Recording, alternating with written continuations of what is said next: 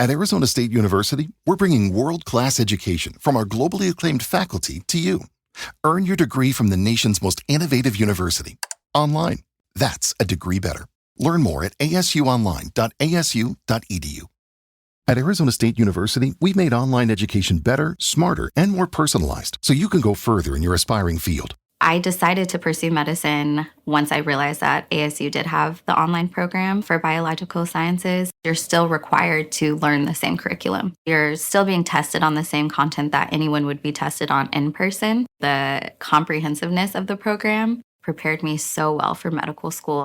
Explore over 350 plus programs at asuonline.asu.edu. Welcome to the Midweek Tease with me, Adelle Onyango, where I share some random and not too random thoughts on things. And in this episode, let's talk about this sober thing. On the 1st of June, I marked a major milestone. Being sober for 1 year. No alcohol, not at all, not in the slightest of bits. For an entire year. And I want to share why I made this decision and what this year has been like, and maybe give you some inspiration or tips if you're curious about going sober or even just reworking or rethinking your relationship with alcohol. So let's start with the why I quit. So I'm pretty sure you can identify with this lived experience of alcohol just always being there. It's at parties, it's after a long day. When you want to celebrate something, there's a glass of wine there or shots. If you go out with, in my case, my girlfriends, out for dinner, it's just there. Like you're not gonna have juice with dinner. You're going to have a glass of whatever your favorite alcohol is, right? But somewhere along the way, and I think it's always been in the back of my head because I watched my dad battle alcoholism, and I'm not even sure he knew that was part of his problems. I watched a very dear uncle battle alcoholism. So it's always been in the back of my head just how destructive this thing can be, and not out of one's own volition. It's not like there are steps to ensure that you're not the one who gets addicted.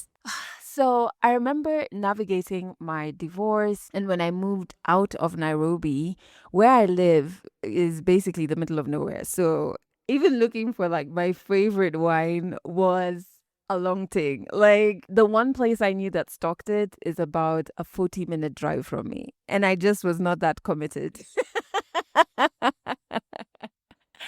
And, when I moved out of Nairobi, I had enough silence and time to actually start unpacking all aspects of my life and redesigning what I wanted my life to look like and trying to come back home to my body. And in that process, when it came to alcohol, I started asking, is this actually serving me?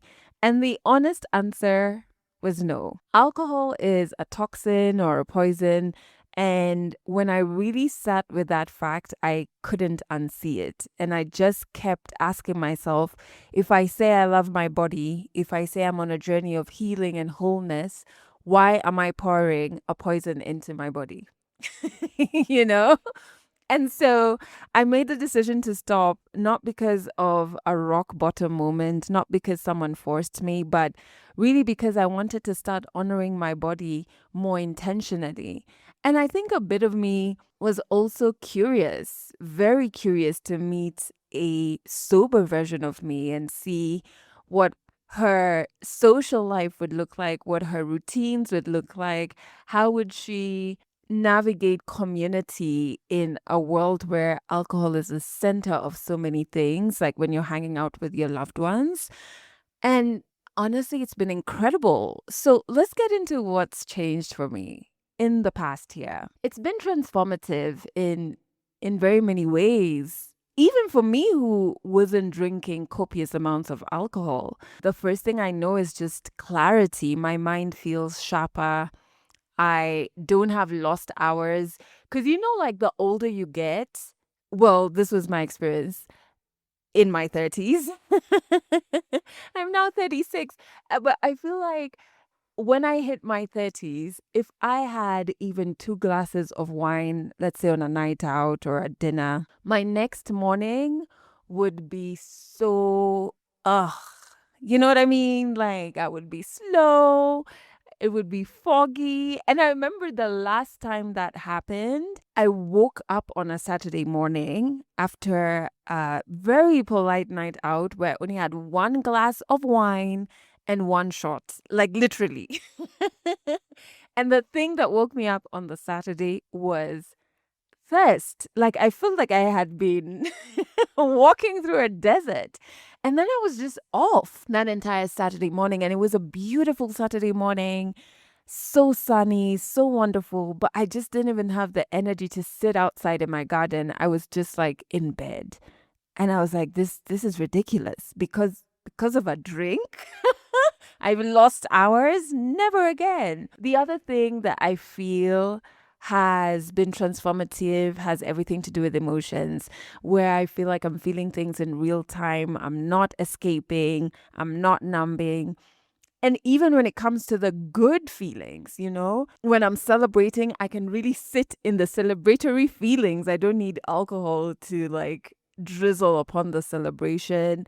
Or even in terms of like healing, which can kind of bring up very heavy emotions from me that become very intense. The way I look at it is, wow, I'm actually feeling this emotion. I have the range to feel it. I'm not trying to mask it with anything. Another thing that's been so wonderful, because I have not stopped going out with my friends. My friends do they all drink? They do, but not crazy or copious amounts. But I have gone out to a friend's wine bar and they had more friends there, people who I didn't necessarily know. And very many people were like tipsy around me. People were having drinks, having shots. What I love is that they're a circle that respected that I don't drink. Nobody was like, why? What's wrong? Come on, just have. I hate those type of people, you know? But what was awesome is I was sipping my hibiscus tea and we were still having very deep conversations. Like I had such a good night out. I think I was leaving the wine bar at like midnight, which is very late for me. And I was like, what a wonderful night out, And I just felt like I was fully present, fully present. And I can remember all of the conversations even the next morning. And I love that. It's really deepened the connections, right? And then energy. I just feel like my body feels lighter and stronger. I'm sleeping better. My skin is glowing. And I've also just recently, so I'm very early into it. So maybe next year I'll come back with an update. I have stopped taking table sugar, I guess is what you could call it. I used to even I've really tried to quit that for like eons, like years. So I even moved to taking brown sugar, which there's little difference there. But I've taken that out because it's very inflammatory and I have eczema. So I'm trying to just eliminate things also to see what's going to help me as I focus on taking care of my gut health as well. But I'm only like 2 weeks into that. So hopefully I make it to next year and I can have an episode for you about 1 year sugar free, right? But back to alcohol. I think if you're listening to this and you are considering sobriety, which I think is wonderful, like I never ever thought I would see the day, especially in Kenya where alcohol is so, we have alcohol at like 1-year-old birthday parties. That's absurd. Absurd. But I never thought that we would be having people who are curious about being sober, or that we could have. So I went for a sober party, I think 2 weeks ago, which was incredible. It was like a daytime sober rave. My friend, the architect, aka Amar, he's a DJ, was DJing and it was wonderful. And we were at this coffee house and I just loved it. And there was no alcohol. I never thought I would be seeing that in Kenya, especially because like we drink a lot. We drink a lot. But if you are curious about getting sober or you're on the journey, I think what's helped me is to have a strong why. My why being that I'm honoring my body. I have not had a hard time not drinking. Like it's such a no-brainer for me. And I think I use that why whenever I just want to employ or put into place healthier routines and habits. Even with the sugar, I tried for so long until I told myself, listen, you know exactly what this is doing to your body. Is that you honoring it?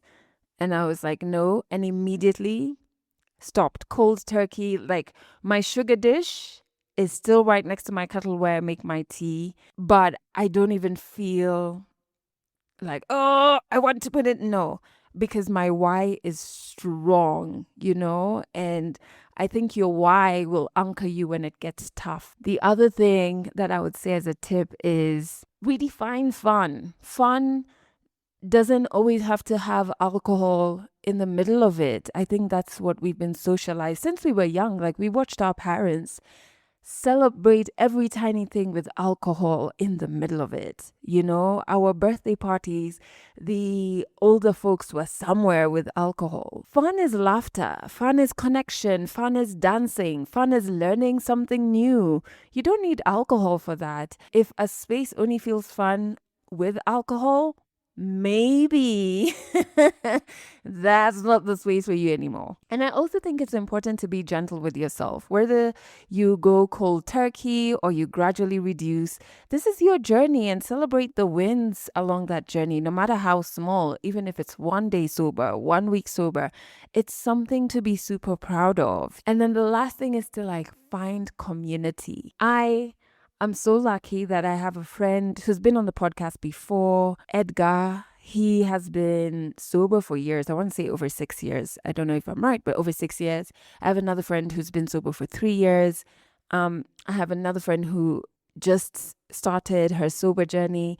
So find these people who are on similar journeys and make them part of your community. Even if it's not somebody personally, you could start following sober curious creators, spaces, so that you realize that you're not alone. There are so many of us who are redefining our relationships with alcohol. And so I've really learned this past year that honoring your body sometimes means saying no to habits, to pressure, to culture, and even to society, And for me, sobriety is not about restriction. It's about freedom. That's my favorite word. Freedom to feel, to think clearly, to wake up whole.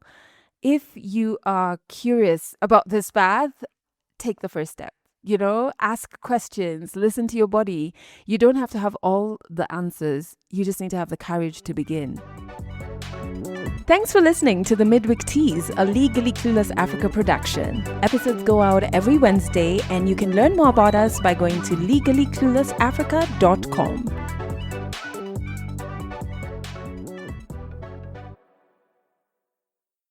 Ready to make a real impact every day? Join the Active Day Home Care team and help clients maintain their independence in the comfort of their own homes. Make a difference in someone's life as you provide essential daily assistance and protect their health and happiness. Earn up to $20 an hour and enjoy additional perks like optional daily pay, 401k, paid time off, ongoing educational training, and more. Join a team that values care, compassion, and your professional growth. Visit activeday.com to apply.